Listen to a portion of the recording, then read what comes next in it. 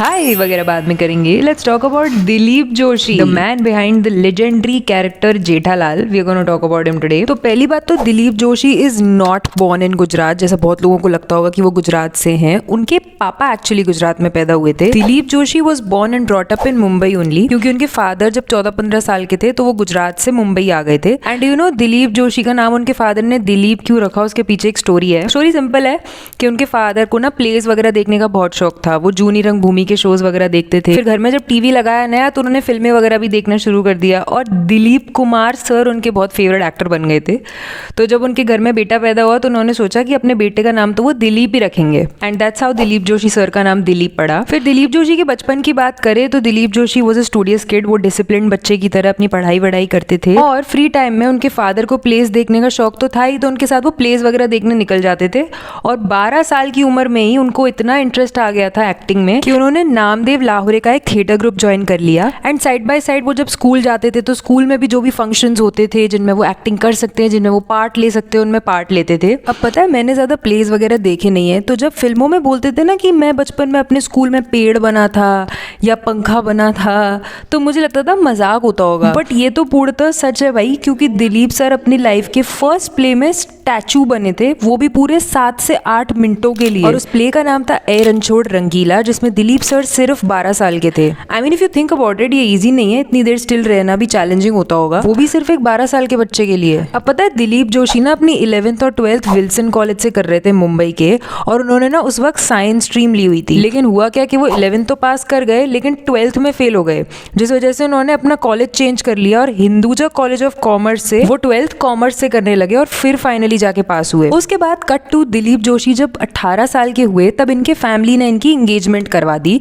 और उस वक्त इनकी फियांसे सिर्फ 14 इयर्स की थी, जस्ट लाइक बालिका वधू। लेकिन उस समय सिर्फ एंगेजमेंट हुई थी, शादी नहीं हुई थी। तो जब 4 साल बाद दिलीप जोशी 22 के थे एंड जयमाला जो उनकी वाइफ हैं वो 18 साल की हुई, तब जाके उन दोनों ने शादी कर ली। एंड जब वो अपनी ग्रेजुएशन कर रहे थे तो दिलीप जोशी ने साइड बाय साइड थिएटर करते करते INT यानी इंडियन नेशनल थिएटर में बेस्ट एक्टर अवार्ड 2 बार जीत लिया था। अब शादी करने की वजह से दिलीप जी पर जिम्मेदारियां बढ़ गई। थिएटर से जो पैसा मिल रहा था वो बहुत कम था, एक शो करने के सिर्फ 400 रुपए वगैरह मिलते थे। ईयर 1985 में उन्होंने फाइनेंशियल नीड को पूरा करने के लिए एक ट्रैवल एजेंसी में पार्टनर कर लिया, और 1985 से 1990 तक उन्होंने इसी तरीके से जो बसेस चलती थी मुंबई से अहमदाबाद, मुंबई से भावनगर, इनके लिए एज एन एजेंट काम करना स्टार्ट कर दिया। लेकिन फिर उनको समझ में आ गया कि ये उनके बस की बात नहीं है, उन्हें तो एक्टिंग में इंटरेस्ट है और उन्हें तो आर्टिस्ट ही बनना है। तो जब उन्होंने अपने मन की बात अपनी वाइफ को बताई तो उनकी वाइफ ने उन्हें पूरा सपोर्ट किया। उन्होंने बोला कि हमारे पास रोटी खाने के पैसे तो हैं ही, हमें कौन सा करोड़पति बनना है। और उन्होंने दिलीप सर को उनका ड्रीम चेस करने में पूरा सपोर्ट किया। इवन उनके फादर ने उनको पूरा सपोर्ट किया उनके इस डिसीजन में। अब जब दिलीप सर ने अपनी ट्रैवल एजेंसी बंद करी उससे पहले उनकी 2 हिंदी फिल्में ना सपोर्टिंग रोल ऑलरेडी रिलीज हो चुकी थी, जिनका नाम था प्रतिघात और मैंने प्यार किया। फिर उन्होंने अपनी पहली गुजराती फिल्म में काम किया इन द ईयर 1992, जिसका नाम था हुन हुनशी हुनशी लाल। इसमें उन्होंने एक लैब साइंटिस्ट का रोल प्ले किया था, और शुड आई से लैब साइनिस्ट का रोल प्ले किया था। Tarak Mehta viewers would know what I am talking about. And fun fact, Dilip Joshi sir ने इस मूवी के लिए 1.5 महीने में 16 किलो लूज किए थे। देन ईयर 1994 में दिलीप जोशी की बेटी का जन्म हुआ जिनका नाम है नियति जोशी, एंड उसी साल उनकी एक और फिल्म रिलीज हुई जिसका नाम था हम आपके हैं कौन। एंड इस मूवी के सुपर हिट होने के बाद दिलीप सर को काफी एक्सपेक्टेशंस थी कि उन्हें बहुत सारा काम मिलेगा, लेकिन ऐसा कुछ भी नहीं हुआ। फिर उनका नेक्स्ट टेलीविजन शो आया 1997 में, जो कि जी मराठी पे आता था, जिसका नाम था क्या बात है। एंड देन 1998 में उन्हें 2 शोज मिल गए स्टार प्लस के। फर्स्ट वन वाज दाल में काला है, जो कि एक कॉमेडी सीरीज थी, और दूसरा था कोरा कागज। इवन उन्हें उसी साल एक सब टीवी का शो भी मिल गया था जिसका नाम था हम सब एक हैं। And guess who was the producer of that show? Mister Asit Kumar Modi, Neela telefilms. And इसके बाद दिलीप सर ने काफी शोज किए, जैसे 2 और 2 5, कभी ये कभी वो, शुभ मंगल सावधान,